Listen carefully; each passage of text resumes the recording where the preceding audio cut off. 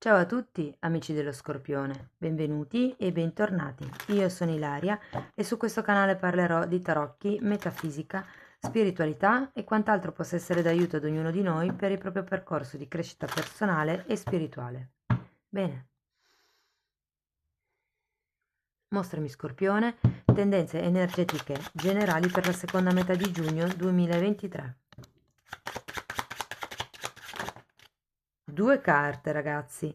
Appeso e giustizia. Devo dire che con la carta dell'appeso potrebbe esserci un momento di stand-by inerente a una situazione, a una relazione, e invece poi con la carta della giustizia è come se si arrivasse a conclusione, si arrivasse alla regolarizzazione. Molte volte parla di giustizia divina, quindi è come se qualche cosa dall'alto arrivasse per portare in equilibrio la situazione. Ragazzi, avendo queste due carte insieme c'è, come ve lo posso dire in modo dolce, c'è qualcosa da tagliare drasticamente. Drastica, c'è qualche cosa che dovete proprio abbandonare, lasciarvi indietro, perdere proprio. Ok, andiamo a vedere con i tarocchi di che cosa si tratta nello specifico. Io intanto, come sempre, vi ricordo che le letture sono generali, sono fatte per un collettivo, quindi è facile che non risuoni tutto. Voi prendete semplicemente quello che vi serve e lasciate andare il resto all'universo. Se non dovesse risuonare nulla o se per caso voleste completare il vostro messaggio, potete sempre ascoltare l'ascendente, segno lunare o Venere. E sotto nella descrizione del video poi trovate il link ad un video che spiega come unire il significato di più oroscopi, come trovare l'ascendente, insomma è una guida. Trovate anche il link al video che vi spiega di che cosa tratta tutta la sezione degli abbonamenti e trovate anche la mia email nel caso vogliate contattarmi. Ragazzi, partiamo forti con un cavaliere di bastoni, un 2 di coppa al contrario, un re di coppa al contrario, una regina di coppa al contrario. Tante coppe ma tutte al contrario, ragazzi. Mm. Re e regina di coppa al contrario e un 2 di coppa al contrario. Un'altra figura, re di pentacoli, cioè, a parte 2 di coppe sono solo figure, ragazzi. Un'altra figura impressionante, cavaliere di coppe, eremita, al contrario, e asso di spade. Uh.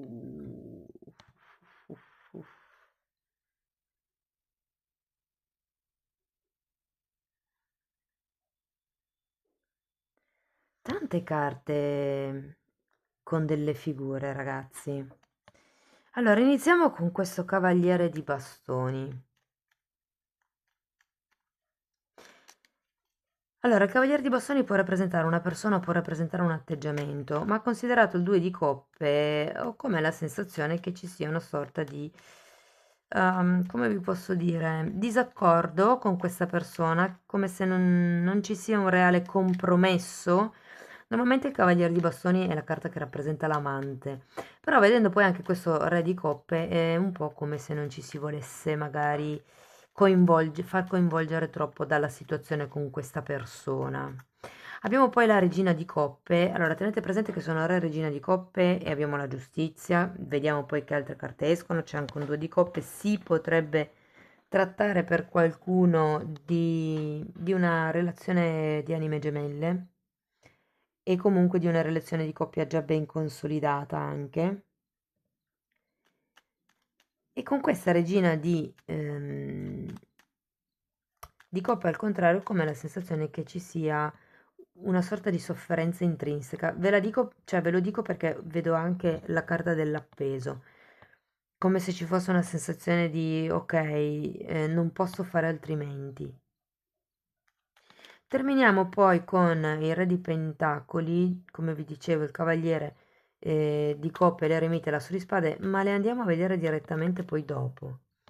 Ripartiamo dal cavaliere di bastoni, ditemi qualche cosa di più di questo cavaliere di bastoni. C'è un 3 di bastoni, 10 di spade, Sette di pentacoli e fante di bastone al contrario. Ragazzi, ho la fortissima sensazione che sia qualcuno che o sta per arrivare o è già arrivato, magari non siete ancora consapevoli, ma è come se fosse rientrato in città e potrebbe essere veramente una persona, l'ultima persona che vi aspettate di vedere. Andiamo a vedere il due di coppe.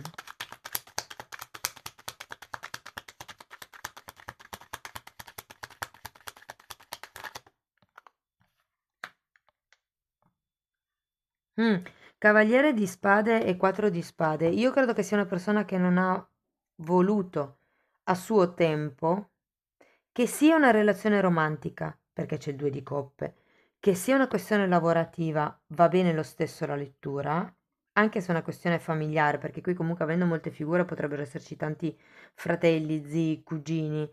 Quindi è come se a suo tempo, o se, diciamo, ritornando, questa persona rifacendosi viva dopo tanto tempo, non sia ancora disposta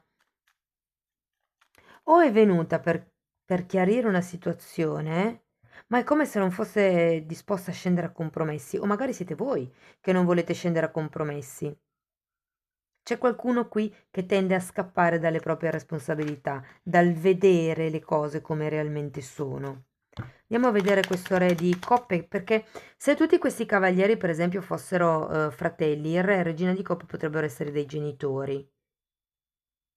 Ripeto, ragazzi, siete tanti, ognuno ha la propria situazione, quindi cercate di far aderire il più possibile per quello che riuscite alla lettura alla vostra realtà. È saltata una carta, adesso vado a prenderla. Allora, mm, abbiamo la carta del diavolo, il 10 di pentacoli, scusate, il 10 di coppe e l'8 di bastoni. Qui c'è qualche cosa a livello familiare che vi fa sentire vincolati, vi fa sentire appesi, anche un po' rassegnati, mi verrebbe da dire.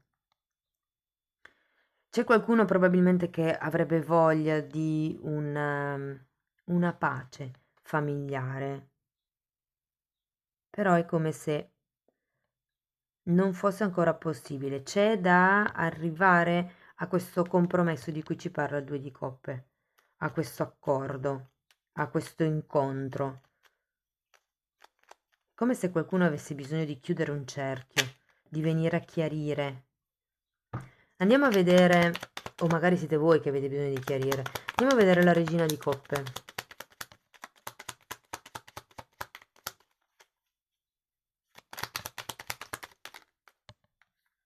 Tre di coppe al contrario.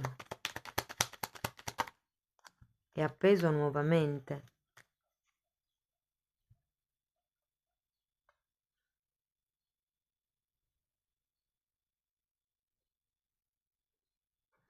Ragazzi, per qualcuno si tratta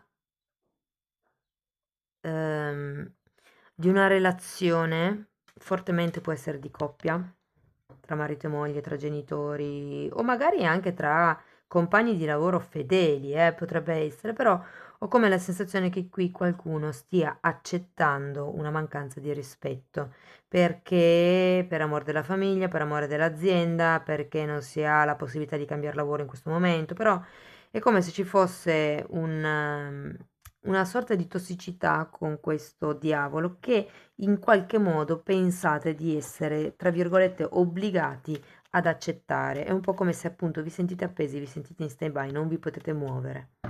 Andiamo a vedere questo re di pentacoli. Cavaliere di bastoni e cavaliere di coppe. Mm.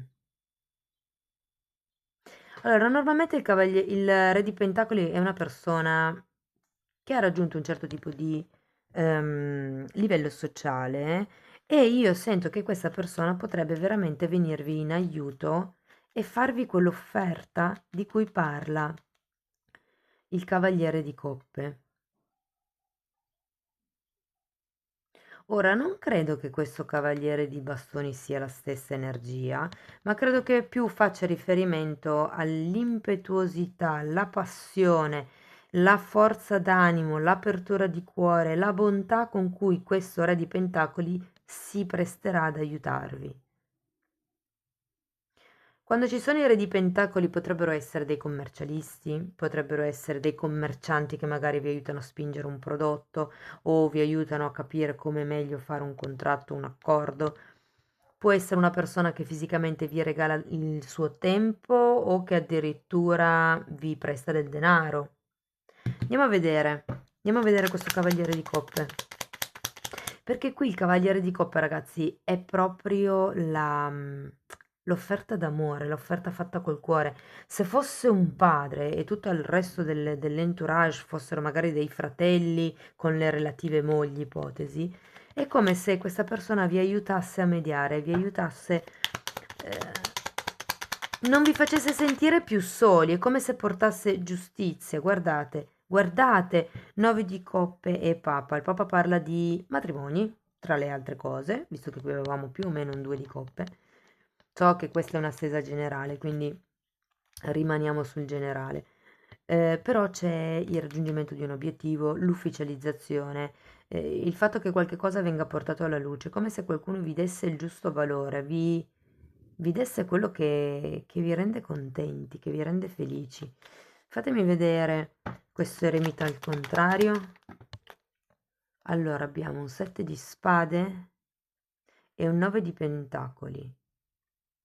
È come se faceste un'autoanalisi sulle proiezioni che avete fatto fino ad adesso.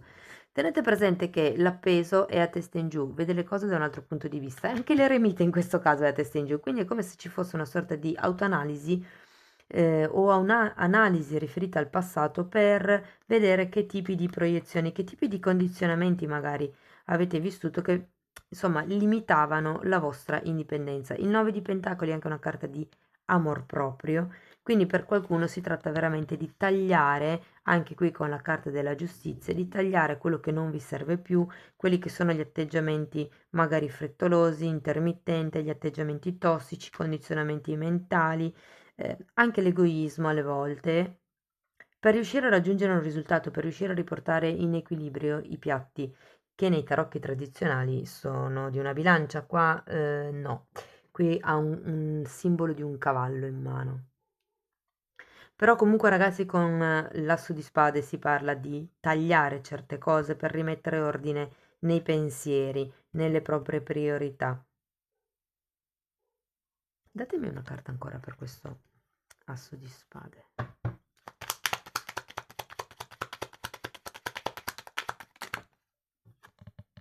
La luna, via con le paure, tagliate le proiezioni, quello che vi dicevo prima. Fa riferimento alle proiezioni, alle insicurezze. Secondo me è solo che dovete rendervi conto, guardandovi dentro, del valore che avete realmente. Sapete, ci sono delle volte dove il nostro ego ci sgrida. È un po' quella voce critica che abbiamo dentro di noi che ci dice: ma no, potevi far di più, potevi far meglio se avessi fatto così, se avessi fatto cosà. Ok? E invece ogni tanto è anche giusto, come la regina di coppe, come una madre, parlarci in modo amorevole. Cioè, va bene, non ho ottenuto 100 come risultato, ho ottenuto 90, però so che ho lavorato al massimo delle mie potenzialità, delle mie possibilità. Quindi è un po' come amatevi anche in modo materno. E qui il 9 di pentacoli è proprio una carta di amor proprio. Tenete presente che è una carta di forte abbondanza, di eredità. Qui vedevamo che c'era il re di pentacoli, che probabilmente viene a darvi una mano. Quindi abbiate fiducia, in realtà siete persone ricche dentro, ma è che non lo vedete, non lo sapete, cioè non ve ne rendete conto. Però è come se nella parte finale di giugno arrivasse qualcuno che sì, con questa offerta, vi fa render conto di quanto voi in effetti valiate. Andiamo a vedere ancora un oracolo dai Koan Zen. Vediamo il messaggio per chiudere la lettura.